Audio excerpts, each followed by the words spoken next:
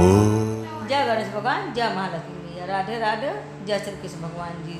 आप सबका मेरे चैनल में स्वागत है। शीतला अष्टमी के दिन शीतला माता की पूजा करके तमाम रोगों के, गर्मियों में जो होने वाली चेचा, गलघोटू, बड़ी माता, छोटी माता, तीव्र दाम, दुर्गंध युक्त फोड़े, नेत्र रोग और सब बीमारियों से, गर्मियों से जो होती है, इन सब से आप छुटकारा पा सकते हैं शीतला माता की आराधना करके, पूजा करके। इस दिन शीतला माता का स्तोत्र पाठ करा जाता है, जिससे शीतला माता खुश रहे। अगर आप स्तोत्र नहीं पढ़ सकते हैं तो शीतला माता की आप कहानी सुन सकते हैं। शीतला माता का स्तोत्र में ये स्पष्ट उल्लेख मिला है कि शीतला माता दिगंबर है, गर्दभ पर आरूढ़ है, सूप, मार्जरी और नीम पट्टों से अलंकृत है। इस अवसर पर शीतला माँ का पाठ करके निरोग रहने के लिए प्रार्थना की जा सकती है। अगर आप पूजा भी नहीं करते हैं, कुछ भी नहीं करते हैं, तो आप शीतला माता का केवल मंत्र का जाप करके ही उनको खुश कर सकते हो। ओम ह्रीं श्रीं शीतलाय नमः। ओम ह्रीं श्रीं शीतलाय नमः। शीतला माता का एक और प्रार्थना मंत्र है, शीतले त्वं जगन्माता, शीतले त्वं जगन्पिता, शीतले त्वं जगद्धात्री, शीतलाय नमो नमः। ये प्रार्थना मंत्र भी आप बोलकर, पढ़कर माता रानी का प्रार्थना करके उनको खुश कर सकते हैं। अब शीतला माता की कथा।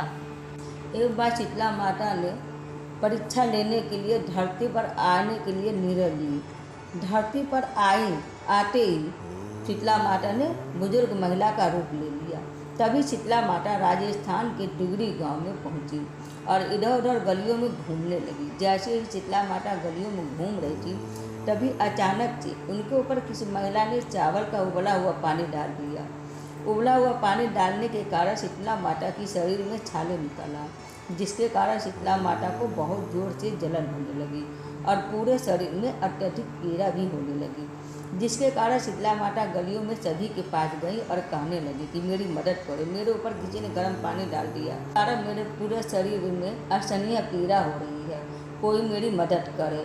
लेकिन किसी ने भी शीतला माता की मदद नहीं की और सभी ने उनको अनदेखा कर दिया। लेकिन थोड़ी दूर चलने के बाद जब शीतला माता एक कुम्हार के पास पहुँची, तो उस कुम्हार की पत्नी ने शीतला माता को देखा कि इनके शरीर में तो बड़े बड़े छाले पड़े हैं, और माता जी ने कुम्हार की पत्नी से कहा, मेरी मदद करो, मेरे शरीर में असहनीय पीड़ा हो रही है और बहुत तेज जलन भी हो रही है।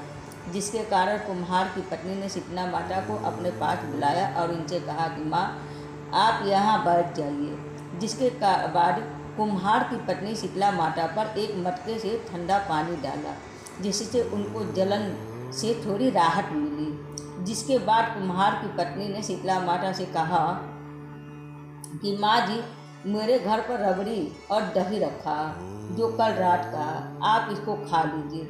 जिसके बाद शीतला माता जी कुम्हार की पत्नी के दिए हुए रात के बासी खाने को खा लिया, इससे उनके दर्द में आराम मिल गई। इसके बाद कुम्हार की पत्नी ने शीतला माता से कहा कि माँ जी, आपके बाल तो चारों तरफ से बिखरे हैं, आइए मैं आपके बाल को बांध देती हूँ। जैसे ही कुम्हार की पत्नी ने शीतला माता के बालों को बांधना शुरू किया, तो उसने देखा कि उस बुजुर्ग महिला के पीछे भी एक आँख है, जिसको देखकर कुम्हार की पत्नी बहुत डर गई और वहाँ से भागने लगी। तभी शीतला माता ने कुम्हार की पत्नी को रोका और इनसे कहने लगी कि मुझसे डरो नहीं, मैं शीतला माता हूँ, मैं यहाँ देखने आई थी, यहाँ पर मेरी कौन कौन पूजा करता है। और ऐसा बोलकर शीतला माता अपने असली रूप में आ गई। जिसके बाद कुम्हार की पत्नी ने जैसे ही शीतला माता को असली रूप में देखा, वह तुरंत शीतला माता के पास गई और कहने लगी, माता, मैं आपको अपने घर में कहाँ बिठाऊँ, मेरे घर में तो चारों तरफ से तो गंदगी फैली हुई है और बैठने के लिए जगह भी नहीं है। जिसके बाद शीतला माता उस कुम्हार की पत्नी के पाले हुए गड्ढे पर बैठ गई और फिर उन्होंने कुम्हार के घर की साफ सफाई कर कुम्हार के घर की दरिद्रता को एक डालिया में भर कर बाहर फेंक दिया। जिसके बाद शीतला माता ने उस कुम्हार की पत्नी से खुश होकर कहा कि तुम्हें जो वरदान मांगना हो, मैं तुमसे बहुत प्रसन्न हूँ। तभी कुम्हार की पत्नी ने शीतला माता से कहा, माता, आप हमें वरदान के रूप में इतना दीजिए कि आप हमारे राजस्थान के दुगरी गांव में ही निवास करें और जो भी मनुष्य सप्तमी और अष्टमी को आपकी पूजा करे, व्रत रखे और आपको ठंडे भोजन से भोग लगाए, आप उनके घर की गरीबी को खत्म करें। और जो भी महिला आपकी पूजा सच्चे मन से करे, आप हम सबको अपना आशीर्वाद दें और सभी लोगों को रोग से मुक्त करें। जिसके बाद शीतला माता ने कुम्हार की पत्नी की बात मानकर कहा, तथास्तु, तुम्हारा यह वर जरूर पूरा होगा। जिसके बाद शीतला माता ने कुम्हार की पत्नी से कहा कि तुम अपने घर में इस घर की पानी को चारों ओर से छिड़क लेना, क्योंकि कल पूरे गांव में आग लगेगी, लेकिन तुम्हारे घर में नहीं लगेगी। जिसके बाद कुम्हार की पत्नी ने शीतला माता की बात मानकर घड़े के पानी को अपने घर के चारों ओर छिड़क लिया।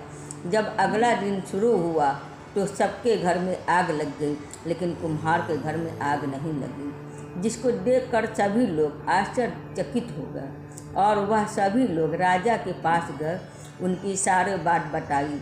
हमारे घर में आग लगी और कुम्हार के घर में आग नहीं लगी।